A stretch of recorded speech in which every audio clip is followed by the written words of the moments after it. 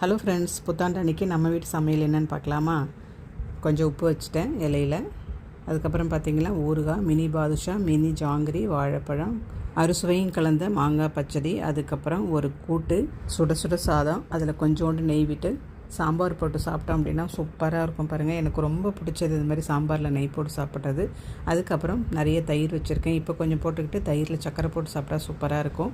அதுக்கப்புறம் வடை, அப்பளம், மெதுவடை செய்யல, மசால் வடை செஞ்சுருக்கேன். ஸ்வீட்டுக்கு அவல் பாயசம் வச்சுட்டேன். முக்கணிகளில் மாப்பழா வாழையும் கொண்டு வந்தாச்சு. தேங்காய் உடைச்சி பூஜை பண்ணி முடிச்சாச்சு. பூஜை முடித்த கையோட நம்ம ரூபா நோட்டெல்லாம் எடுத்து வழிபாட்டுக்காக எடுத்து வச்சுருந்தோம் இல்லைங்களா, அந்த காசுலேருந்து எடுத்து வீட்டில் உள்ளவங்களுக்கு ஆசீர்வாதம் பண்ணி கொடுங்க. நம்மளும் பெரியவங்கள்ட்ட ஆசீர்வாதம் வாங்கணும், பிள்ளைங்களும் நம்மக்கிட்ட ஆசீர்வாதம் வாங்கணும்.